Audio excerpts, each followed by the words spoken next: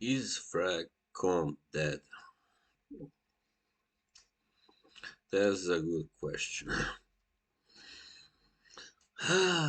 Yeah,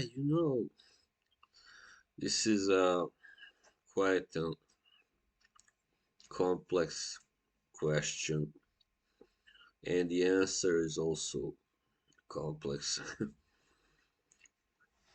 First of all, when you talk about a community, you know, you have to, assume that it is about does the word community really, what kind of images does it, you know, bring up to you when you hear that word? You think of fellowship, right? You think of people who have certain common interests, getting together and communicating, and there are no quarrels. There's no back talking. There's no, like smearing, no gossips.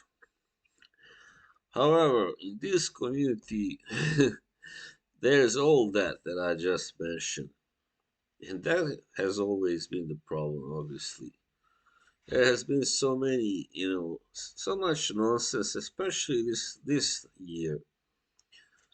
That even though there has have also been some people who have squashed their beef, but still, there's a lot of nonsense going on still. All right, so as for myself, why I got into this community, I don't really know. Out of boredom, I guess that's the only logical reason I can think of.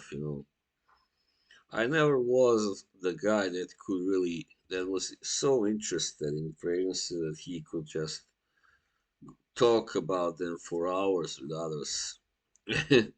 I was like always the guy who would just say, "Yeah, I like this one. I got this. What do you think? Do you have this? Have you tried it?" And he can say, "Yeah," or she will. "Yeah, I have. I don't like it. I like it. Why? All right. I like it because this and this, and that's all." I mean, I just cannot see it being such a topic that the entire streams, like 3 hour, 4 hour, whatever, 5 hour streams, can be made about it. Just simply talking about that. So that has always been the problem with that community. Like, you have other communities also, which I'm actually baffled that they exist even, such as the watch community. I mean, what the hell? What the heck? People talking about watches. That's even worse. I mean, but anyway, to each his own. But I just cannot see people sitting around and talking to each other about watches for hours. I mean, there's even less to talk about when it comes to watches, people. I mean, at least with these scents, you can say, yeah, this one is different than this one because, and so and so on. It has all these ingredients, but that perfumer didn't do such a great job as this other one.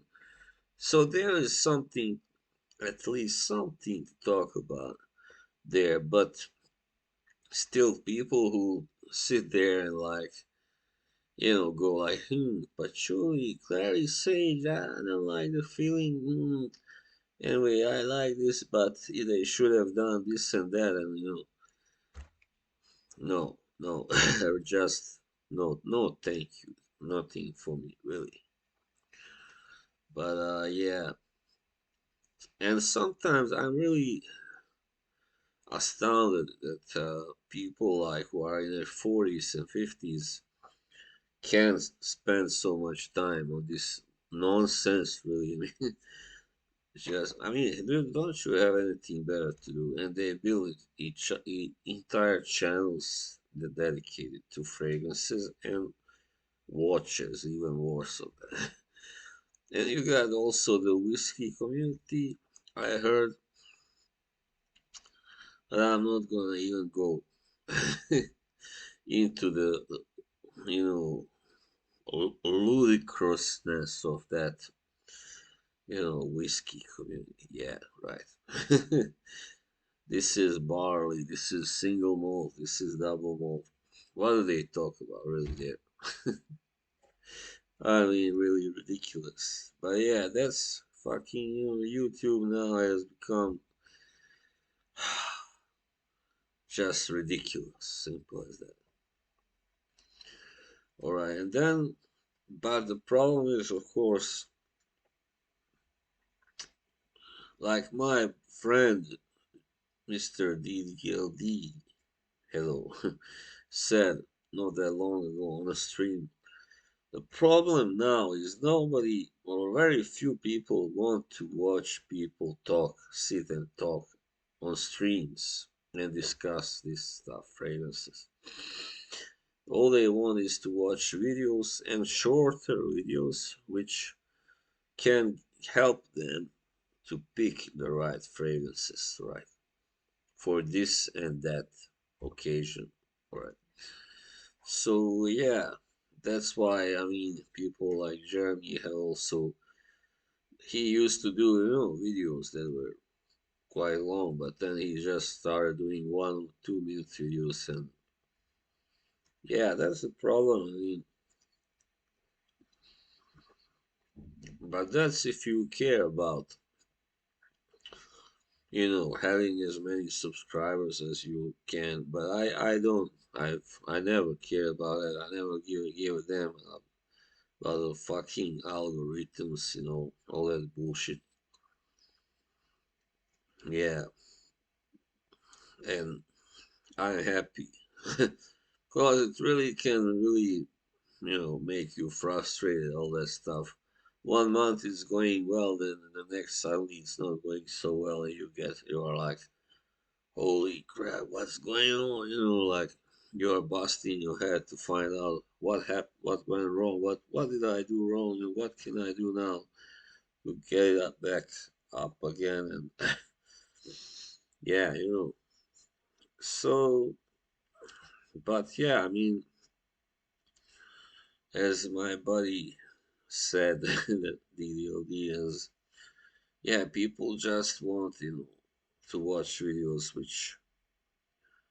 where people who they think anyway have know a lot about fragrances can help them, find the right one, and also, let's put it that way, even though I wouldn't use that word normally, enlighten them in all and introduce them. It's a better word to all the best that they think are best anyway, fragrances and most popular out there. So for me, it was useful. First time I didn't know anything, about this when I got into this. So it was a trial and error, of course.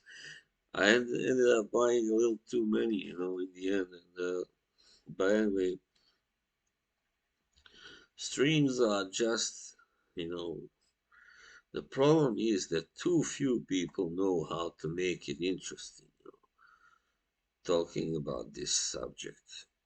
And also, as I have spoken before about this, some of them you have these snobs who think they are better than the other fragrance lovers, and they raise their bar this high, and they refuse to speak about anything that they don't think is lives up to this to that bar.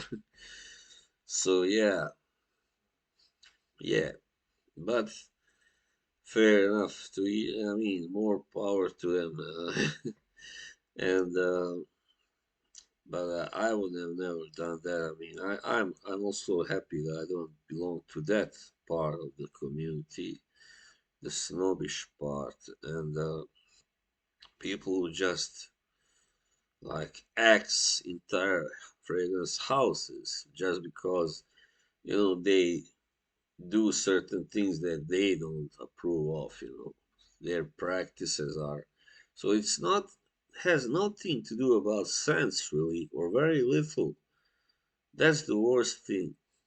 When you kind of just say, I don't want to have anything to do with, for instance, let's just mention a brand just to make an example, Byredo.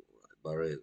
Because Byredo uses that and that, they are not really ecological or whatever. They give free bottles to, you know, I mean, Sergio, for instance, has gotten a lot of flack for that. And also, like, they make clones of other more like classical fragrances and blah, blah, blah. And so, the reason why they don't like, and many of them haven't even tried many of the, for instance, Sergio for Barret, whatever, or Mancera, I don't. But they just, they've maybe tried one or two of their scents products, and they create an opinion on the whole house based on that. Yeah, I don't like this, so I don't like the house either, and but as I said, very often they don't even use scents to judge a house. Let's put it away. They don't judge them because of what they make, but of maybe because they don't always have original sense. They copy others. And so it doesn't matter. They can be really good. They can smell really good, but no, they don't want that because it's a copy of an older, more classical, house. Yeah. So yeah, there's a lot of bullshit. Yeah, bullshit and snobbery and yeah, going on like holier than thou stuff. Yeah, definitely. So that's why now this FragComm thing has really started to fall apart, and certain streamers don't stream anymore, or they only stream occasionally once in a while, because I don't know, they have maybe spent their best material already. They don't want to, bore anybody. I don't know, or they don't find it very interesting anymore, or they don't find it giving, whatever, rewarding. So yes, yeah, I think when you have so many people who want to do this, who want their share of the pie, they want to live off making videos and streaming and all that, doing super chats, getting all that. That there will always be a lot of competition, and with competition there's rivalries, and with rivalries you get a lot of bullshit. Right? You get a lot of back talking.